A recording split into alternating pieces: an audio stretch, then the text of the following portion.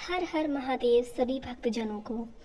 आज हम शिव पुराण का रुद्र संहिता का दूसरा खंड यानी कि सती खंड प्रारंभ करने जा रहे हैं। आइए जानते हैं उसका पहला अध्याय, सती आख्यान। नारद जी बोले, हे ब्रह्मा जी, शंकर जी की कृपा से आप सब कुछ जानते हैं, अतएव अब आप मुझे यह सुनाइए कि जो महेशान कैलाशवासी और परम जितेंद्रिय थे, वही विवाह कर ग्रस्त कैसे हो गए। जो पहले दक्ष की पुत्री थी, फिर हिमालय की कन्या हो गई, वह सती पार्वती किस प्रकार शंकर को प्राप्त हुई। सूत जी कहते हैं, नारद जी के ऐसे वचनों को सुनकर ब्रह्मा जी बोले, हे मुनिवर्य सुनो, अब मैं वह शुभ कथा कहता हूँ जिसे सुनकर मनुष्य का जन्म निसंदेह सफल हो जाता है। पहले मेरे एक संध्या नाम की कन्या हुई, जिसे देखते ही मैं काम से पीड़ित हो गया और मुझे देखकर रुद्र ने धर्म का स्मरण करते हुए मुझे मेरे और पुत्रों के साथ ही बड़ा धिक्कारा और फिर वे अपने स्थान कैलाश को चले गए। तब मैंने शिवजी की माया से मोहित होकर मूर्खतावश अपने पुत्रों सहित उन्हें ही मोहित करना चाहा, परंतु मेरे सारे प्रयत्न निष्फल हुए। तब मैंने निराश होकर पुनः शिवजी की भक्ति की तो उन्होंने बहुत कुछ मुझे समझाया। मैंने तो ईर्ष्या छोड़ दी, परंतु हठ नहीं छोड़ा और पुनः रुद्र को मोहित करने के लिए शक्ति का आराधन किया और अपने पुत्र दक्ष की वीरणी नामक पत्नी से सती को उत्पन्न कराया। वह दक्ष सुता उमा होकर कठिन तप कर रुद्र की स्त्री हुई। शिवजी की माया से दक्ष को गर्व उत्पन्न हो गया और वह परम शांत निर्विकारी महादेव जी की निंदा करने लगा। उसने बड़े गर्व से एक विशाल यज्ञ किया, जिसमें उसने मुझको बुलाया। इस पर एक कौतुक करने के लिए सती अपने पिता के घर गई। वहां यज्ञ में रुद्र का भाग न देखकर और अपने पिता से रुद्र की निंदा सुनकर उन सब की निंदा करती हुई उन्होंने वहीं पर अपना शरीर त्याग दिया। यह सुन देव देवेश ने परम कुपित हो अपनी जटा का एक बाल उखाड़कर वीरभद्र को पैदा कर दिया, जिसने जाकर दक्ष का यज्ञ विध्वंस कर उसका सिर काट डाला तथा उपद्रव किया। लोग दीनस्थल रुद्र की प्रार्थना करने लगे। महात्मा महेश ने कृपा कर दक्ष को जिला, फिर सबका सत्कार करा यज्ञ करवाया। सती का देह से उत्पन्न ज्वाला जाकर पर्वत पर गिरी, जिससे वह ज्वालामुखी होकर पूजित हुई। उसके दर्शन से सब कामनाएं सिद्ध होती हैं। फिर वही हिमालय की पुत्री हुई, जिसका नाम पार्वती पड़ा। उसने कठिन तपस्या द्वारा शंभु को प्राप्त किया। हे मुनीश्वरों, आप लोगों ने जो कुछ भी पूछा वह मैंने बतलाया। जो मनुष्य इस कथा को सुनेगा वह सभी पापों से छूट जाएगा, इसमें कोई संदेह नहीं है। इस प्रकार श्री शिव महापुराण द्वितीय सती खंड का पहला अध्याय समाप्त होता है। दूसरा अध्याय, पुष्प बाणोत्पत्ति। सूत जी बोले, हे नैमिषारण्य के वासियों, ब्रह्मा जी की ऐसी वाणी को सुनकर नारद जी ने कहा कि हे ब्रह्मा जी, आपके मुख कमल में शिव जी की आनंददायक कथा सुनते हुए मैं तृप्त नहीं होता हूँ। हे विश्व के रचयिता, मैं शिव जी का चरित्र फिर सुनना चाहता हूँ, विस्तार पूर्वक मुझे सुनाइए। ब्रह्मा जी ने कहा, हे मुनि, अब पार्वती और शिव जी का अत्यंत पवित्र और गुह्य से भी गुह्य परम पावन और दिव्य यश सुनो। पहले शिव जी निर्गुण, निर्विकल्प, रूप रहित, शक्ति रहित, निर्विकारी और परात्पर दिव्य रूप एक ही थे। फिर उमा के साथ सगुण और शक्तिमान प्रभु हो गए, जिनके बाएं अंग से विष्णु और दक्षिण अंग से ब्रह्मा उत्पन्न हुए। इनकी आराधना से मैं सुरासुर सहित मनुष्य आदि की सृष्टि करने लगा। मेरी बहुओं के बीच से संध्या नामक एक कन्या उत्पन्न हुई, जिसको देखते ही मैं मोहित हो गया। मेरे पुत्र दक्ष और मरीचि ने भी हृदय में सोच किया। तब मुझ ब्रह्मा के चिंतित होते ही तत्क्षण एक सुंदर और अद्भुत रूप वाला प्राणी नीला वस्त्र सुंदर पहने कांता की तरह दोनों कटाक्षों को घूमता हुआ आविर्भूत हो गया। उसकी श्वास से सुगंधी निकल रही थी और वह परम श्रृंगारित था। तत्क्षण प्रकट हुए उस पुत्र ने मुझको सिर झुकाकर प्रणाम करते हुए कहा, हे ब्राह्मण, मुझे क्या आज्ञा है? मुझे उसमें लगाइए जिसके करने से मेरा आदर हो। ब्रह्मा जी ने कहा, तुम सनातनी सृष्टि उत्पन्न करो। आज से तुम्हारा नाम पुष्प बाण होगा। तुमसे लोगों में आश्चर्य, सदैव सुख का लक्ष्य और नित्य ही प्राणियों में मद उत्पन्न हुआ करेगा और तुम इसी प्रकार सृष्टि के प्रवर्तक बनो। मेरे ये पुत्र भी तत्व रूप से तुम्हारे नाम का स्मरण करेंगे।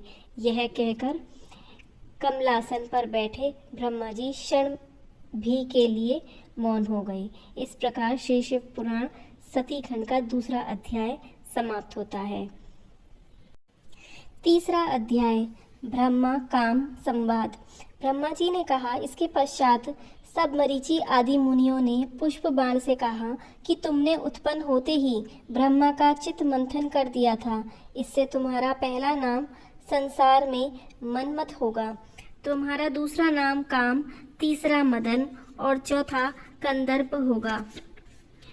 तुम्हारे लिए प्रजापति दक्ष एक सुंदर कामिनी स्त्री देंगे जिसे ब्रह्मा जी उत्पन्न कर चुके हैं और जिस रूपवती का नाम संध्या है।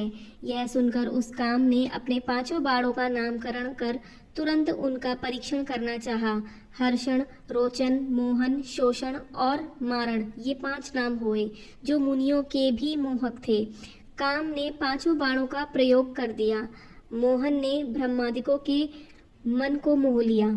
मरीचि, अत्रि और दक्ष आदि सब मुनि इंद्रियों के विकार को प्राप्त हो गए तथा पिता और भाइयों की पाप गति को देखकर काम को बड़ा दुख हुआ और उसने धर्म रक्षक प्रभु शिवजी का स्मरण किया। तब शिवजी वहां प्रकट हुए। उसने महेशान की स्तुति की। मैं ब्रह्मा भी वहां उपस्थित हुआ। तब मुझे लज्जित करते हुए वे बोले, हे ब्राह्मण, तुमने पुत्री को देखकर काम कैसे प्रकट हो गया? यह तो वेद मार्ग से चलने वालों को उचित नहीं है।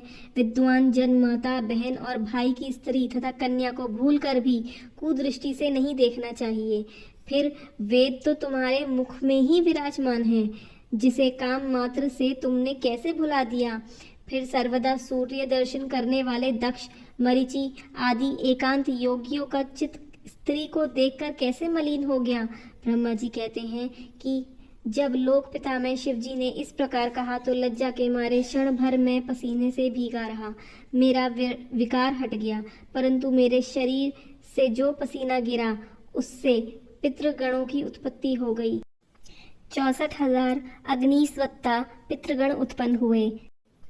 86,000 बरहिसद पितर हुए और जो दक्ष के शरीर से पसीना गिरा था उससे सर्वगुण संपन्न एक कन्या उत्पन्न हुई जो मुनियों के भी मन को मोहने वाली थी और उसका लोक विख्यात नाम रति हुआ।